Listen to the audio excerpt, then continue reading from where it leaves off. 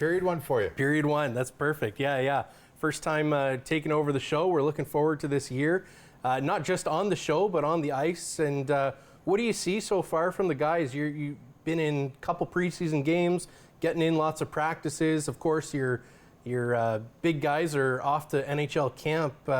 What's the feel around the dressing room right now? It's always a little bit of a feeling out period right now because the young kids don't know. Can they do this? Can they do that? Can they ask that? Should they ask that? So it's good. Now it's a smaller group with the guys, 7 guys going off to NHL camps. But the whole premise of preseason for us has always been, play the kids, let them play, let them get some experience, game time between periods in the rinks. I try to tell them all the time, you keep your eyes and your ears open and experience as much as you can as we move along, because that's, for these kids, this is eye-opening experiences, and they have to experience it, they have to live it, they have to move on with it, or for it. And I mean, that's just the way that it is. But it's been good. Obviously we were just talking about the game in Barrie was a little difficult with the humidity. The ice was not very good. Pucks were bouncing everywhere. So there wasn't really, and on both sides too, it wasn't a lot of smooth passing plays. I thought the game in North Bay, I thought it was a very good game. I know we come up short on the shootout, but I thought the game itself was about as good as you could expect for game 2 from an exhibition game. Yeah, great to see a returning player step up there and pot that one for you guys. Of course, trading goals in that period, but nonetheless, great to see that after being shut out in Barrie. And, still in that Barrie game, I don't think it was as bad as maybe people think it was looking at the score sheet. I think there were a lot of positives for sure that you could take out of it. Yeah, I think, if you look back, I mean, it was, on the scoreboard, it's 3-0, but it's an empty net goal. You can dissect it, look at it and say what happened on the goal, but the first goal was a kind of on a miscued shot that bobbled and kind of fooled Corbin a little bit, and it's kind of barely even made it past the goal line. Second goal was a good play, good shot, and sometimes you're going to get beat, and it's preseason. So, no, do I think it was a 3-0 game? No. Did I feel we were outplayed badly? No. But they were at home. We're on the road. A lot of intangibles that come into play, quite honestly. You take the good, you take the bad, and you move on, and hopefully you can sift through it all and figure out for game 2, which I thought we did. And I thought that, like I said, I thought that was a much better game. Well, I feel like we may have, I might have jumped the gun here a little bit. I wanted to make sure we take a minute here and pause and just be able to wish you a happy belated birthday here. I know a big number 60 for you this year, and being the GM in Owen Sound for so long, since 2007, what's that like, being able to celebrate milestones like this in the town that you've chosen to be? Well, I can tell you, it's my birthday generally, since I was going out with the Oshawa Generals, since I was, I don't know, in the 79-80 season.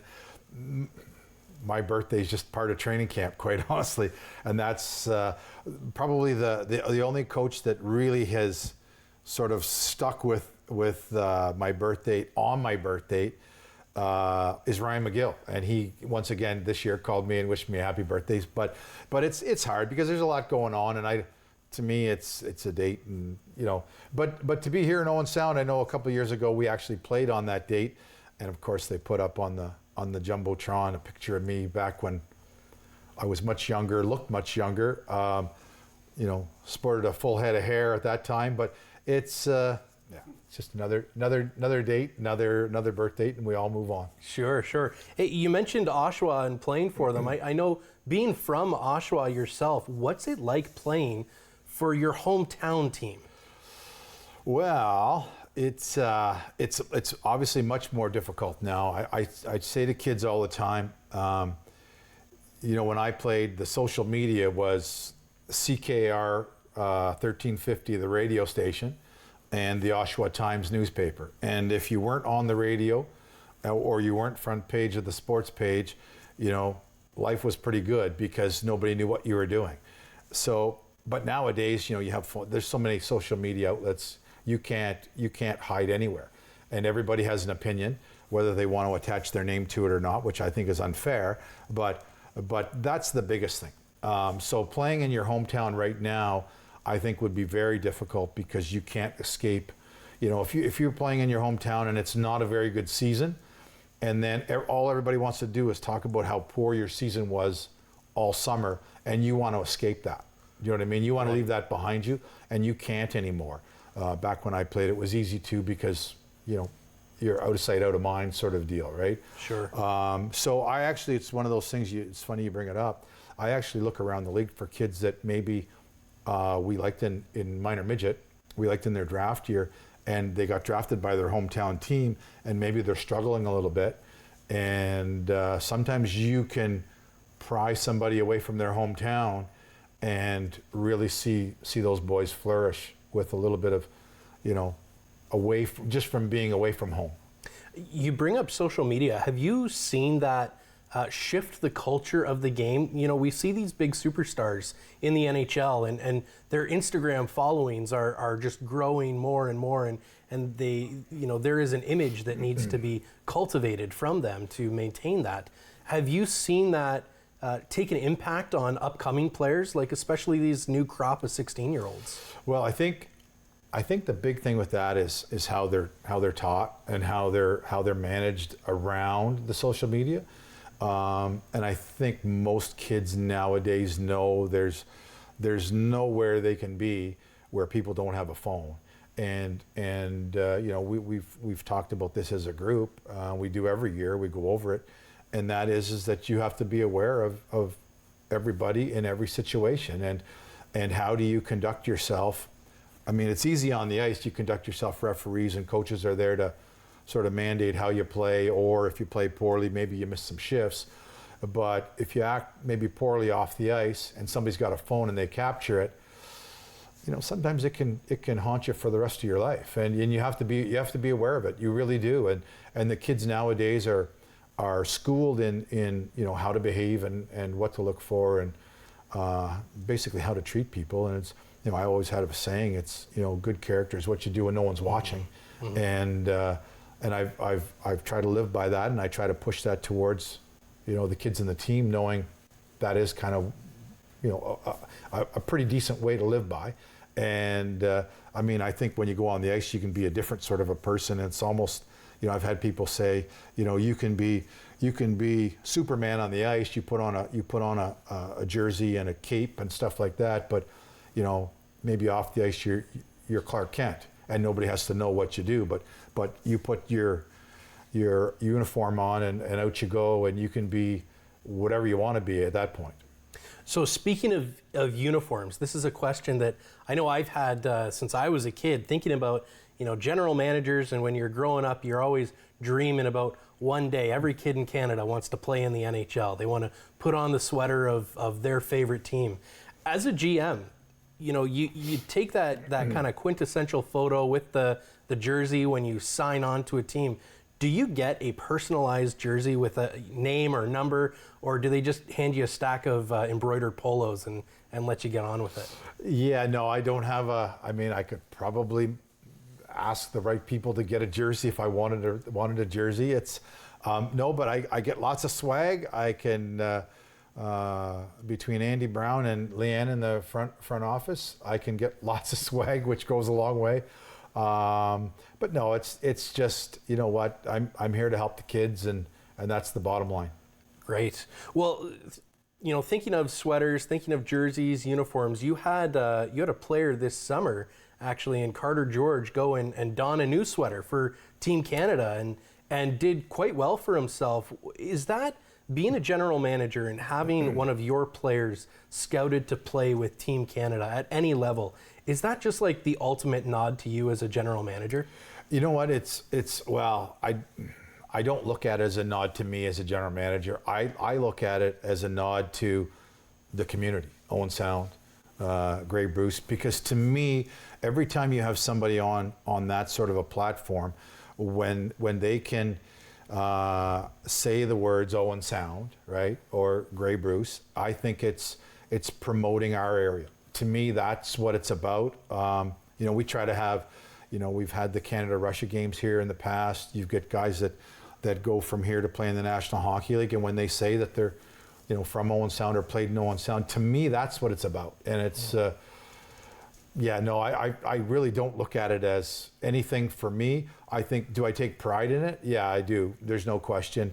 The boys get drafted. I take a lot of pride in that. The boys graduate from university. I take a lot of pride in that. And it's always nice when they reach back out, and maybe some of them get married, some of them have had kids, and they reach back out. It's, you think, like you said, 17 years.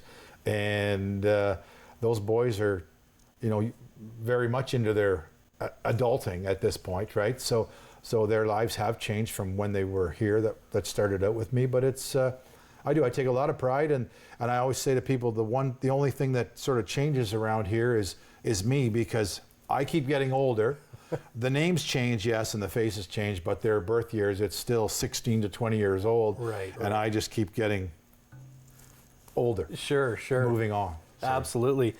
Well, we see Carter George having that great run there with Canada and winning the tournament and fantastic there. And, you had a couple other players on the team there go off to some Team Canada development with Colby Barlow, and Cedric was there, and even Nico Addy getting called out for that development. Have you seen a change in them? I know it's been brief that you've seen them this year already, just a little bit of camp, a little bit of practice, 2 preseason games, but do you see any change in their game, any elevation of maybe what they were already excelling at?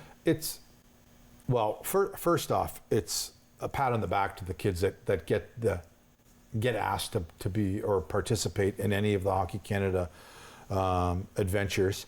But if they go to camps, and I've been a part of it, there's a lot for them to take in, whether it's just listening to coaches talk, social media people talk. Like there's so much for them to take in.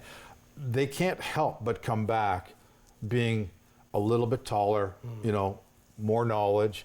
And then the whole idea, it's just like going to NHL camps, like the guys who have just left, they're going to come back with more to say, more to teach, more to mentor, and that's how you grow as an organization.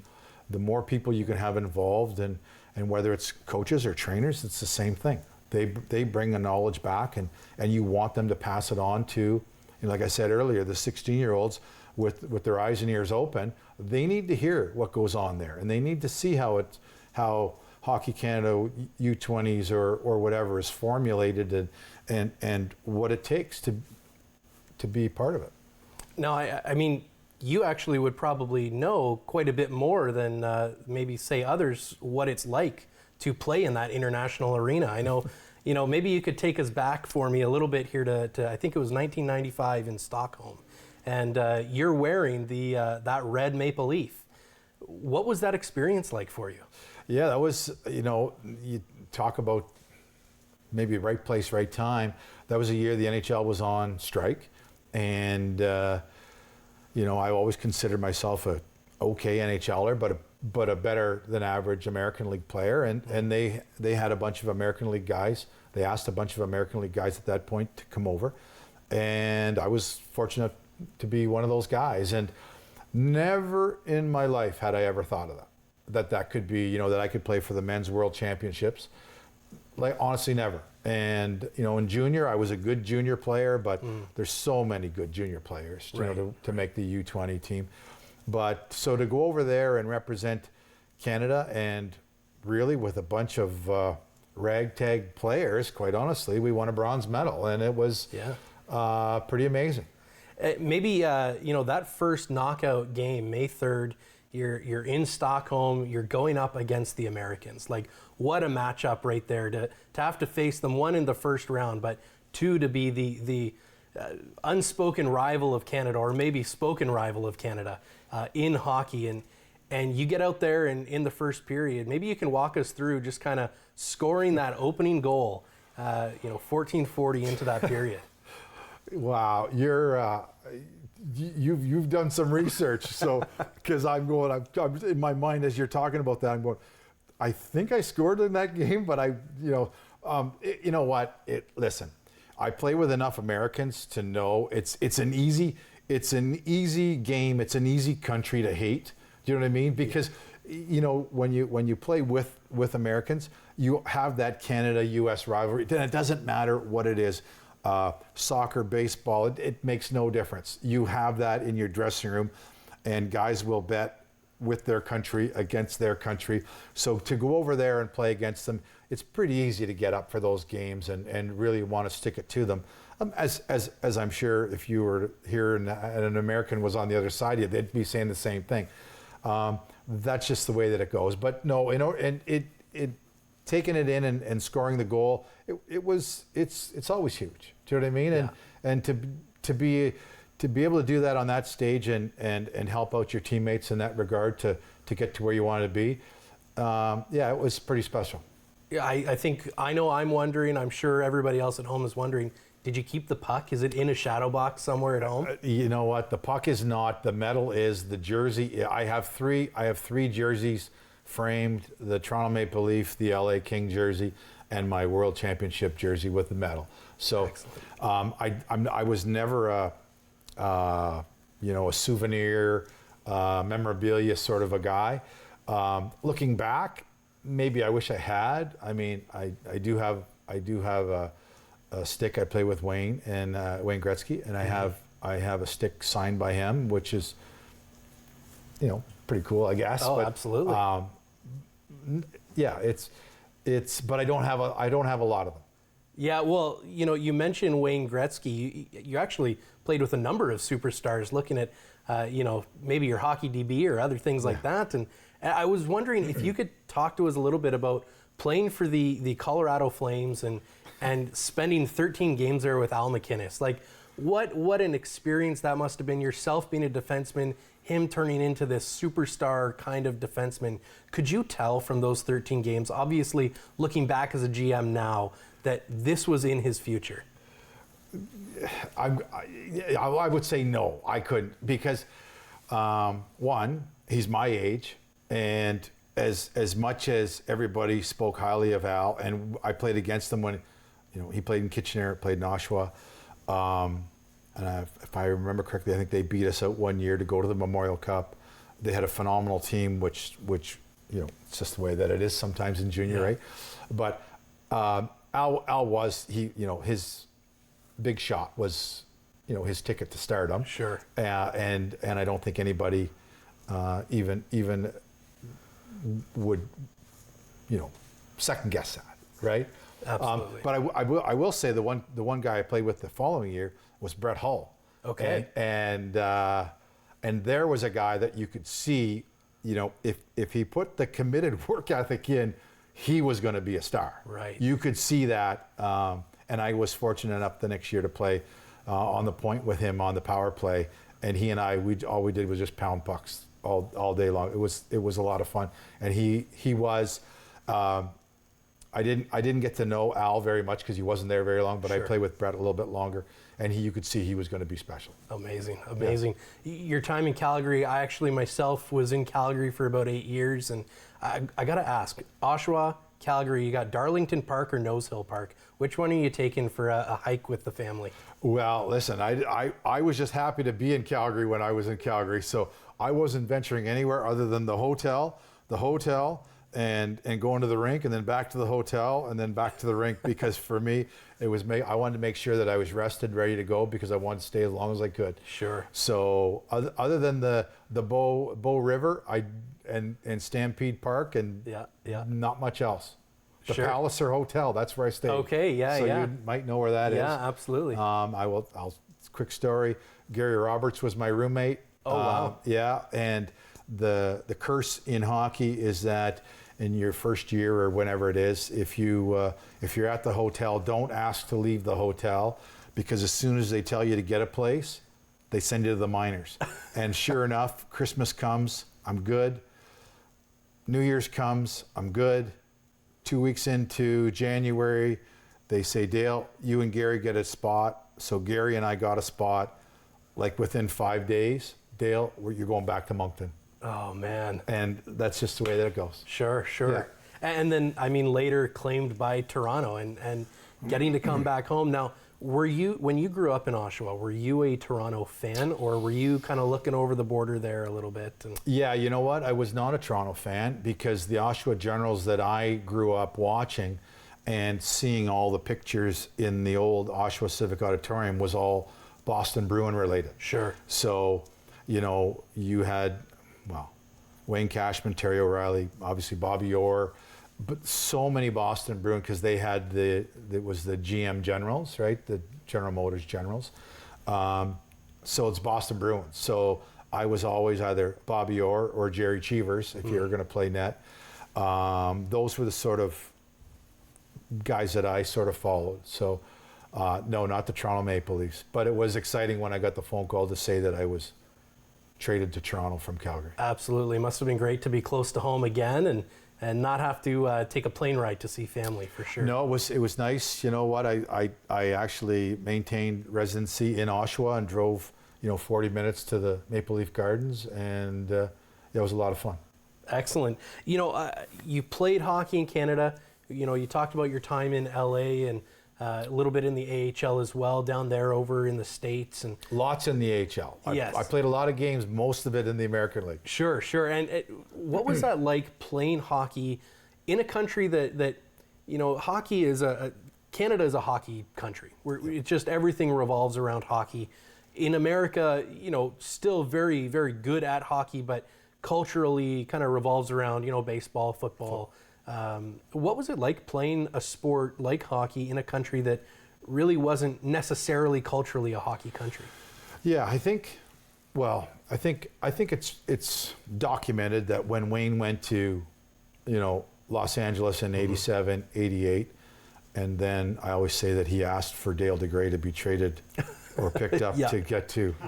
That's what I say anyways. Sure. But anyways, so I got to see that firsthand, how one player, with that star power, turned really the whole country into, and California into hockey fanatics. Right. Because it was amazing, the amount of we'd go on the road wherever we went, and the amount of reporters and onlookers that would be there, just us getting off the bus just to see Wayne. And then even at our practices in Los Angeles, and the media attention we got, even with, whether it's the media or celebrity stars, movie stars, TV stars that would come to the games. It was, I grew up in Oshawa. Sure. So it was crazy. Yeah. But it really was. You could see, and I mean, I've played in other towns. I mean, even like played in San Diego, in the old IHL, and it was, everybody knew what the hockey was about. And you wouldn't think in San Diego that would be the case. Obviously you get into northern towns like Rochester, crazy hockey town, Right. Always has been.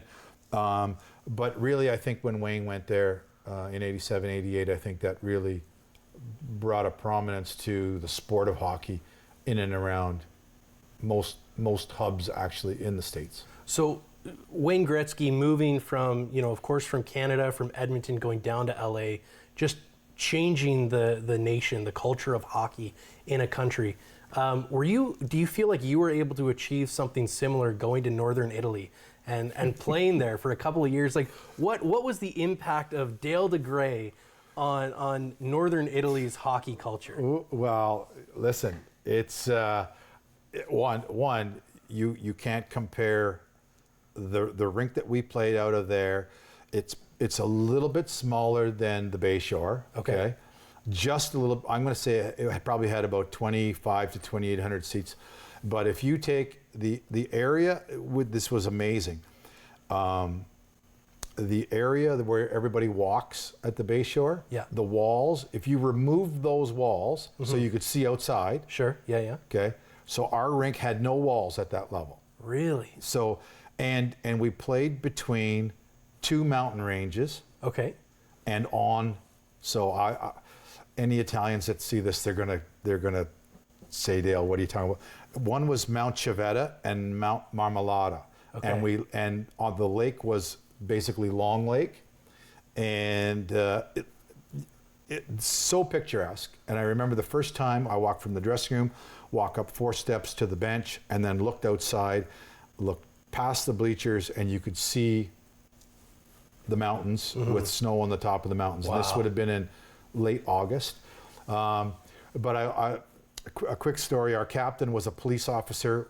Our town probably had 500 people in it Okay. in northern Italy. Yeah. Maybe 3,000 people in the wintertime because we were in we were part of the ski gondola where everybody would drive up to and take off. But our captain of the team was a police officer. His grandma loved me as a player and stopped me one time on the street. I could not understand her. And then the police officer name was Paulo. Paulo was in the middle of the street, and she's pointing at me on the chest, and then she slaps me across the face, and I didn't know what she was talking about. I asked Paulo afterwards, and she said that he told me that she was telling me that she loved me as a player and to stay out of the penalty box. Okay. So she was angry that I was going in the penalty box too often. I mean, that must have been tough. You were that gritty defenseman. Like, you were It was tough. that kind of player that, you know, you don't see a lot of now. Do you feel like you've found one in Smith there, Gabriel Smith, a big young defenseman? Does he have that chance to? Well, and he does, and you know, listen, I think every coach, every GM will try to get you. You'll try to find and mold players the way that you like to play.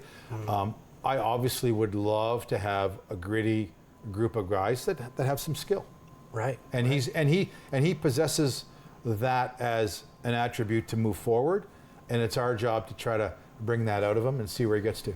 Excellent. Well, we're going to continue to talk about some of these new draft picks that we've got, this young crop, both 16-year-olds and of course import draft as well. We'll discuss all of that. We're going to jump to a break here in a minute, and when we're back, we're going to go through a few questions here, really about the Owen Sound Attack gearing up for this year. So please stay tuned after this quick break of messages.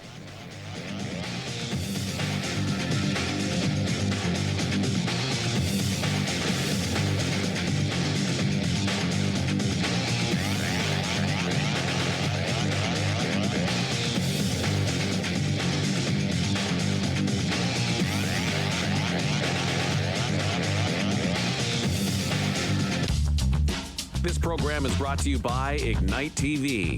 Now you're in command. Visit Rogers.com for more details.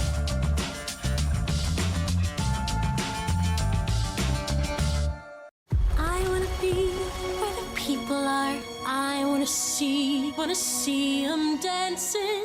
You can't live in that world unless you become a human yourself. I don't know. Life's full of tough choices, isn't it?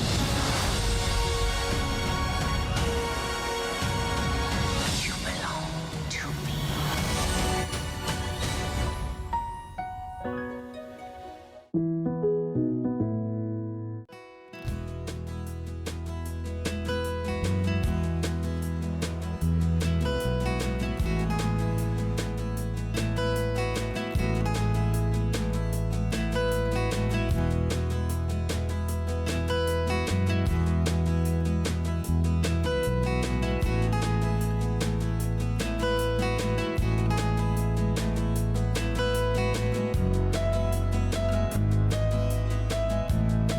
October 5th, 2014, my daughter was hit by a train. She was walking along the sides of the tracks, and it shattered her world.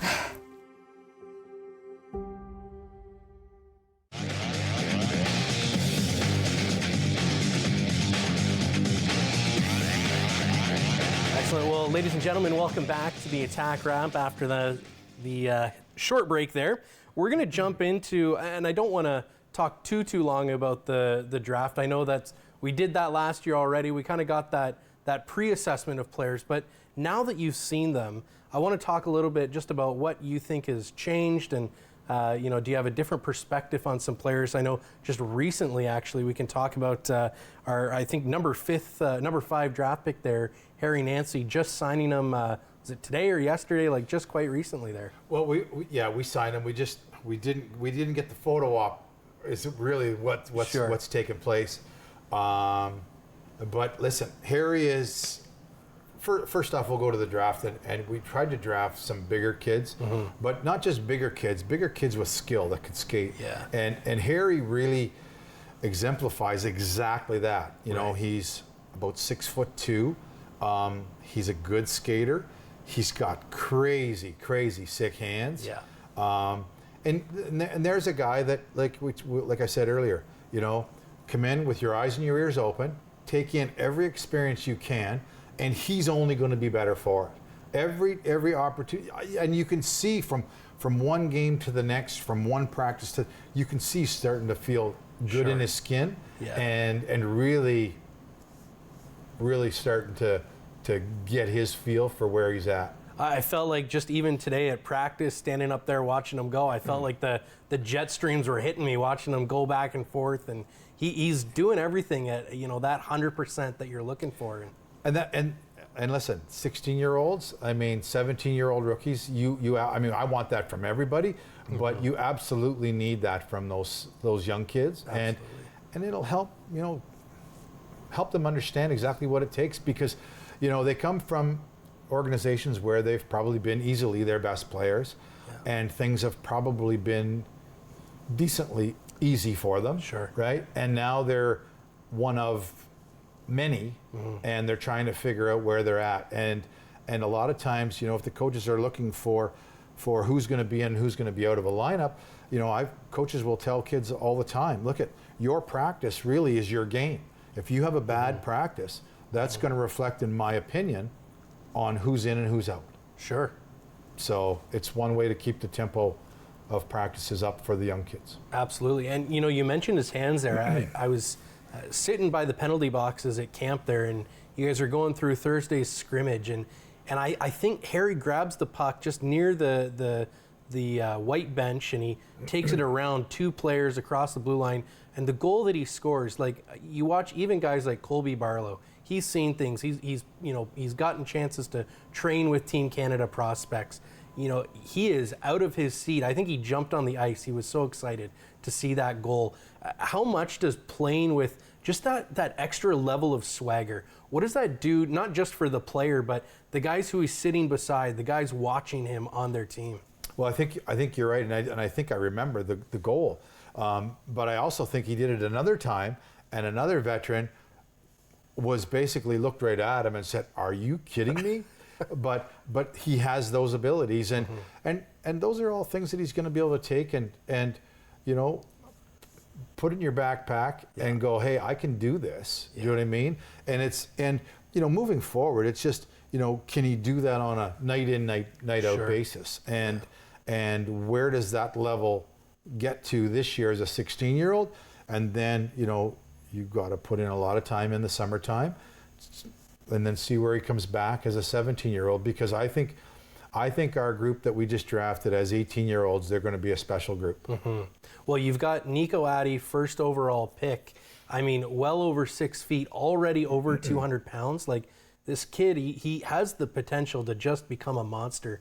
And watching him, you know, in camp, at practice, and Barrie there, that shot that he's got, he slings the puck harder than I've seen a lot of guys sling it. Yeah, he's a big kid. He's a big 16-year-old. He skates well. He's got soft hands. He's got lethal shot. Yeah. He really does. And another kid that, you know, he'll be his worst critic. I'm going to be honest with you. And he wants to be so good yesterday. And we've tried to explain to him, it's a tough league. Yeah. It's a tough league, and everything takes a little bit of time. But I have no doubt in my mind, he's going to get there, and he's going to get there in spades, because he is that good, and he has the size and everything that, well, I think all of our first number of picks have the size and ability to get there, but he has maybe even a little bit more. Do you think he's going to be able to learn much from like a Caleb Lawrence figure who's, similar height, obviously playing in the same league? I think they even were on the same line for a little bit in Barrie. What is he going to be able to learn from Caleb's game going into this season? Yeah, I think when you do comparisons, you look at Caleb and you look at Landon Hookey, right? And those are some big guys that absolutely that he will be able to be mentored by and to emulate and see what he can and what he can't do. But that's what the experience is about. And 16, I try to tell the kids, just come in, just pay attention. Pay attention. You're going to pick up little tidbits every practice. Sitting on the bench, taking a shift. Yeah. You'll always learn. And then come back to the bench and ask questions. Sure. Talk to the guys that's sitting beside you. Like, what should I have done there? I got knocked on my can. Do you know what I mean? What should I have done? And hopefully they'll be able to give you some information to prevent that from happening again, right? Absolutely. You went through the import draft as well, brought in another big defenseman there in Matejček or Matejček? I say Matejček. Okay. He seems to respond to. Perfect. Right? All right. Well, Yeah. Once we get a nickname for him, then I'm sure those will roll right off the tongue there. What do you like about his game? I mean, you can't teach a kid to be over 6 feet and throw that weight around. I guess you can teach him how to throw a check, but you can't teach him to be tall and big. No, he's a guy that I was on the hunt pretty quick, that I was hoping to get a defenseman, and his name came across speaking with his agent. It was a real good fit. We had a real good Zoom call, the three of us, and I watched some video prior to the Zoom call, and I thought, boy, he'd be, he's a good skater. He's big and strong. He moves pucks. And once again, he'll have to come over and adapt to the smaller ice. But, every game in, every shift, every practice, he's going to develop a little bit more. He's here for a couple of years. I think moving forward, he's going to make big strides. He listens and he learns and he wants to get better every single day. The coaches talk about it all the time, about him asking questions on the ice, coming in, talking about video and how to do this or how to do that. He will only get better, and he kids everybody that he doesn't speak good English. He speaks fantastic English, especially from some of the other boys that have come over where they started out. But he's starting out so much further ahead of a lot of the kids that have been here. Sure. And what a great young man. Yeah, well, I know we're really looking forward to getting him on the show here and letting him flex those skills in English. Absolutely. He'll be okay. Don't let him kid you. Okay, good. Yeah, we won't remember that at home, folks. We definitely won't take that. Do you feel like he's going to learn a lot here from Servac? Like, I feel like Servac has just kind of got himself into the hearts of all the fans in Owen Sound. Like, you just hear people throw his name out as this great player on the team. Do you feel like Martin's going to be able to learn something from Servac and just kind of how he has endeared himself in this community? Honestly, there is no doubt in my mind. Servac came over, spoke good English, and I think the biggest learning curve for these boys is the size of the ice. They're used to Olympic size ice surfaces every single day, so to come over and everything seems a little bit confined. Right. But I think that's the biggest thing. But having Servac here, that's both boys have played in the international experiences, and Servac, when Servac comes back from Minnesota, they're actually going to be roommates. And great. Yeah, so they'll be able to Servac will be able to pass on all his knowledge, and whether it's just about teammates, about the town, I think it'll be good for him.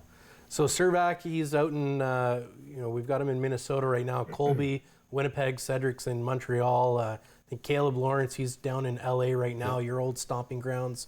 A few other guys invited to camps as well, so that's great to see. How much influence over prospects do NHL franchises and general managers or trainers or coaches, how much influence do they have? Are they talking to you on a weekly basis? Are they, sending guys out just to do some checkups? What is that relationship like? Yeah, it's certainly not on a weekly basis, but they'll reach out, whether it's to me or the coach, want to know where they're at, how are they playing. Sometimes it'll be, is he more a winger than a centerman? Okay. Listen, it's our team. It's major, junior. It's Owen Sound. I don't think anybody's going to, like Winnipeg's not going to call and say, hey, we think Colby's going to be a better defenseman than he is a forward. Right. Do you know what I mean? I don't think that's what anybody's going to do. But they do. They have development coaches that will come out and watch. Sometimes they'll even come out and ask if they can go out on the ice with the player during our practices. Okay. So they absolutely have vested interest in their kids that are all throughout major, junior, doesn't matter what league it is, and they want to see that they're progressing. And they have every right to make phone calls and come out and see them and speak with them after games and take them out for dinner. And Sure. And it's encouraged because it's you want your kids to have that pro mentality and understand that there are expectations and pressures, and all we can do is hope that we can help them get to where they really want to be. Did you have a quick conversation at all with the guys before they left and just kind of give them, especially for Colby, he's going to his first camp, right? Do you give him that little pull aside and say, this is what I really want you to learn there? No, you know what? My big thing is just how they conduct themselves. Be professional about every which way they go about their business. Know that they're going to be watched at every single turn of events. And, the big thing is that, most of these kids are 18 and 19. The guys that they're going up against probably have car payments and mortgages. Right. And that it means so much more to them that they don't want to lose their spots to a snot-nosed teenager. Absolutely. And it's, I make light of it, but that is the absolute truth. Sure. Yeah. It's a different world. Yeah, it's the motivation. You feel like Yes. that plays a big part in how they play. Yeah. Absolutely. Well, we talk a lot about the players, but you're the general manager. You're not just managing the players, but you're managing the whole team. And I'm wondering if you could just kind of help us understand what is the off season of a general manager look like? We saw a couple of changes there at goaltender coach kind of partway through the season, and then new goalie coach gets picked up by Chicago, I think it was, and now we're okay. Well, we'll bring in Paul Gibson. And what does that look like for a general manager over the summer? Work. Okay. That's what it is. I've said I think the last 4 or 5 years I've had to hire a coach in some capacity. It would be awesome that we don't have to, but I think in every facet of the job, not just my job, but goalie coaches, assistant coaches, head coaches, they aspire to do bigger and better things. Right. And I would like to think that for the most part, any of the changes that we've done have come from people moving on to bigger and better things. And once again, we talked about it earlier, is we need these guys to go on and promote Owen Sound, promote the attack, promote what we do here, so that everybody has an idea of where we're at as an organization or a community, and that they speak highly of it. That's the bottom line. And if we can promote guys on to that's why one of the things we try to promote is our staff to go to Hockey Canada and learn, develop, and move on. And if they get seen at a national level, sometimes that's what it takes for them to get an opportunity in the National Hockey League. The goalie coach thing this year was a little bit odd, Sure. I was just lucky enough that, and listen, Greg Redquist did a fantastic job for us for about 14 years. Yeah. So I just felt that it was just time to sort of see if we can bring somebody else on to maybe crank things up a little bit. Sure. And then when we did, and all of a sudden, the Chicago Blackhawks felt the same thing. Yeah. The one good thing was that I had lots of resumes in the queue, Right. because it was only 2 weeks old. Right. So I didn't really skip a beat as far as, it wasn't a lot of extra work. I just had to make a couple extra phone calls. Sure, and I mean, I'm impressed that you can share that story without bragging that you hired an NHL caliber goalie coach before the NHL even got their hands on him. So Well, that's impressive. you know what? That's in fairness, he was with the Sioux for a few years, and he resigned from the Sioux because of distance and stuff. Sure. I was sort of, let's be honest, maybe riding on their coattails a little bit to see, hey, you know what? We're a heck of a lot closer than the Sioux. Yeah. Could this be a fit? And it turned out that it was, but it also turned out that he maybe even was better than I was anticipating. Absolutely, absolutely. And, looking at the team, even just there at practice today, like, I was so impressed by our assistant coaches out there, and, like, watching, he goes and gets a pass. I think he could see some of the guys, they were just, right after school. It's a bit of a slug early in the year.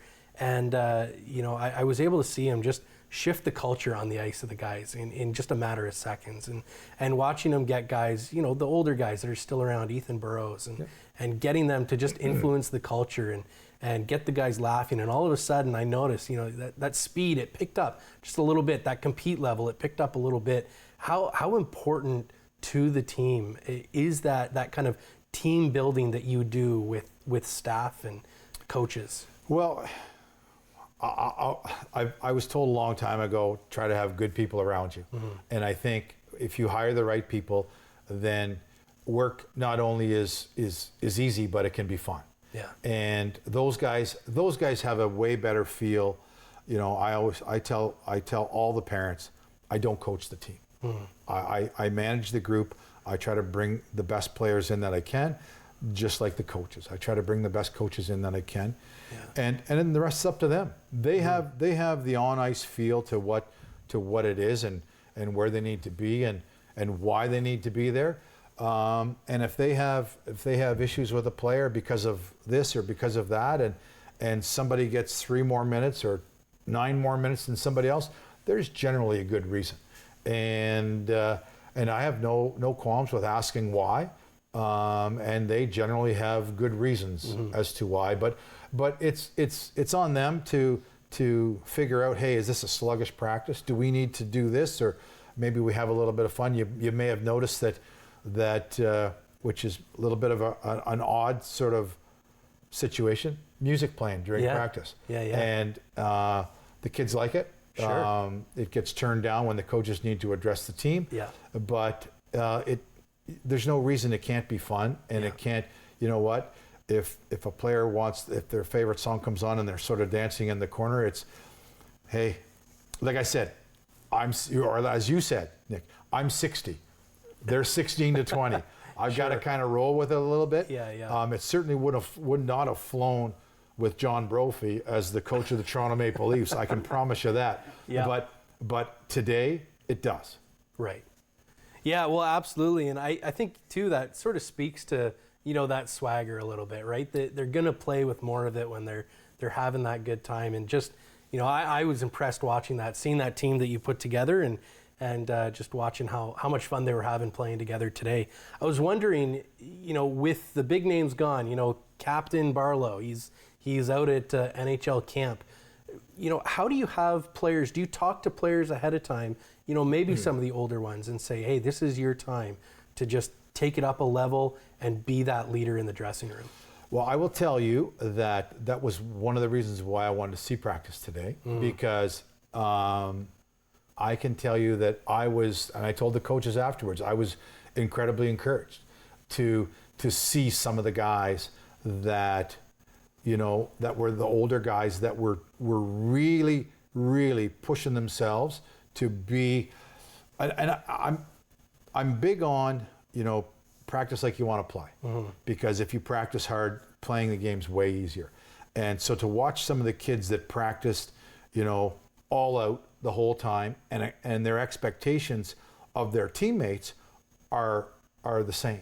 Right. And if those teammates don't want to be a part of a high tempo 110% practice, then don't go against me. Right. Do you know what I mean? So I spoke to a few of them today, and I told them that it was noticeable. You know, the on ice component of what I saw, it was noticeable. Whether your star guys are there or not, that's what I want to see. So hopefully when the stars or the players away come back, it's an elevated level of competition at practice. Sure. You know, as general manager, is that something that you do regularly? Are you generally at the practices? Are you often on the phone, or do you have to be in the office kind of working away? Well, okay, now I know you're new, okay? Yeah. So I don't live here. Okay. I don't know if you knew that. Okay. Okay, so I think most of the fans know I don't live here. So for me to be here, I'm 2.5 hours away. I'll be here in a drop of a dime. But when I come, I talk to the coaches every day. I've got a great rapport with the players. When I'm here, I make sure that I touch base with the kids on a regular basis, just to, whether it's hockey related or not, just to find out, even how their parents are doing. Because especially right from training camp, I've got to meet and talk with a lot of parents, because especially with the young kids, they're all nervous. They're leaving their kids in Owen Sound for the first time, and they're driving away. Right. They're dropping their babies off. And I've gone through this 16 years in a row. Yeah. So I get it, and it's their first time. So I can help kind of hold their hand and help the parents through it, never mind the kids. So it's nice to be able to talk to the boys to see how their parents are doing and seeing what's going on in that regard. Sure. Well, hey, I was wondering if you could give us maybe the DeGray foresight here of what do you think the division and the OHL, and then kind of maybe you want a prediction. Oh yes, yeah. So we're and that's we're all what about, I don't give. Okay, fair enough. So everybody knows I don't give it. Okay. But here's what I will tell you. Yeah. The Owen Sound Attack, and I will say this every year, we will make the playoffs every year that I'm here. Great. Okay, that's what I promise. I promise the parents. That's because I think that's a reflection of me. How far we go in the playoffs, that can become more of a reflection of the coach. Sure. But my goal is to put a highly competitive team on the ice every single year. Now, we play in a tough division. Absolutely. We play in a tough conference, but we play in a tougher division. Yeah. So the teams that we play against on a nightly basis or weekly basis are generally some of the top teams. Yeah. So I look at it like, that's one reason why we have to be good right out of the gate, because you don't know exactly, how good is Kitchener, Guelph, London going to be. Do you know what I mean? Yeah. I know they're going to be ultra competitive. Right. Do you know what I mean? And you can go right through our side, but that's what I promote that, because that makes them better players. When you get to play against a high level of competition on a night in, night out basis, and yeah, I'm probably overhyping our conference, but it really is tough on a night in, night out basis. And so I think that's how the kids learn, that's how they get better, that's how the game becomes easier. Sure. Well, hey, we don't have a whole lot of time left in the episode. I appreciate everything that you've been able to answer for us tonight. I thought maybe one piece we could kind of talk about, not just OHL, but the CHL in general, looking at something that's been not controversial, but well talked about, is the QMJHL putting some additional restrictions on physical fighting, those kind of altercations. No fight rule. You can say it. Okay. All right. We'll say the no fight rule. Looking at it and going, okay, game misconduct for a fight. I guess OHL kind of does something like that with the 3-fight rule. The 1-game suspension, maybe, but now they're going a little bit further. 2-game suspension for aggressor. It will continue to grow fight after fight. Do you see that coming to the OHL? Do you think that, I don't want to ask you whether or not you think it's a good or bad rule. I don't want to put you on the spot like that, but do you see that being something that makes its way further west? Well, can I see that happening? I can. Do I hope it happens? I absolutely don't. I absolutely don't. I think the way that the OHL and Dave Branch has handled the fight rule,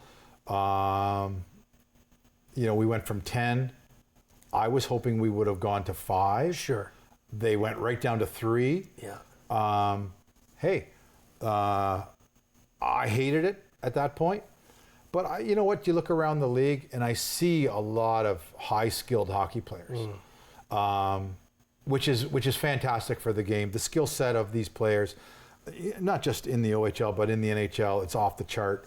But the fighting part of it still is a component of the National Hockey League. Right. And we are deemed the greatest development league for the National Hockey League. Sure. I don't know how those two fit when you look at it like that. That's my mentality of it.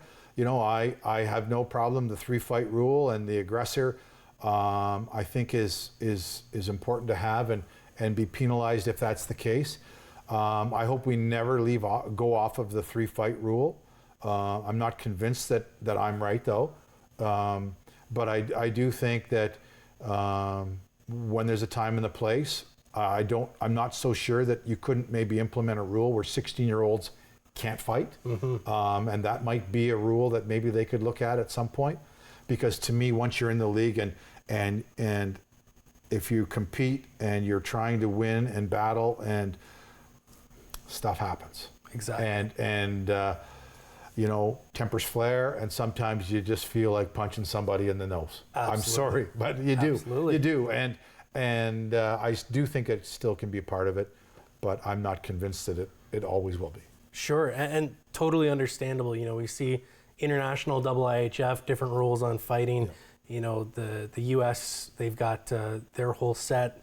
Western Conference as well, the helmet rule, I guess that, makes a bit of sense there. But you're right, you need that passion, you need that intensity to the game. And it'll be interesting to see, right, how that's going to impact draft players, how that'll impact their future teams, absolutely. And we appreciate that foresight. Ladies and gentlemen, I just want to again thank you, General Manager Dale DeGray, for coming on this show, taking the time. Again, we're so looking forward to this season, cheering on the attack at the Bayshore. The next game for Owen Sound, it will be in Hanover. Hanover, yeah. So we won't be at the Bayshore. Following that, at the end of the month, we'll have our final preseason game that will be at the Bayshore, and next game will be against the Barrie Colts. We're looking forward to that. Kind of a home away from home game. But ladies and gentlemen, thank you so much for joining us here on Rogers TV for this conversation, and we look forward to seeing you next Tuesday at 7 p.m.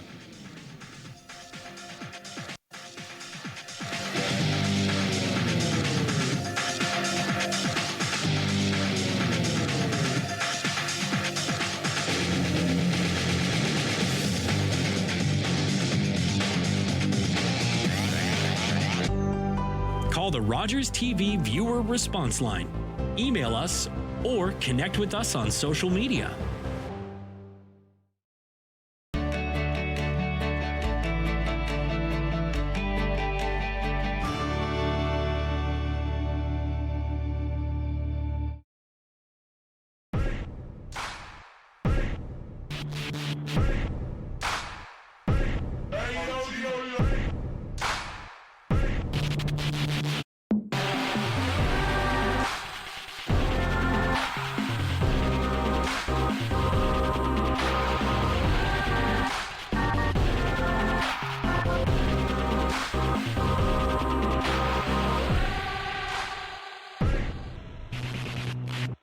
Tuesdays and Wednesdays, it's down to the best of the best. I have never seen anything so amazing. As the road to the finale intensifies.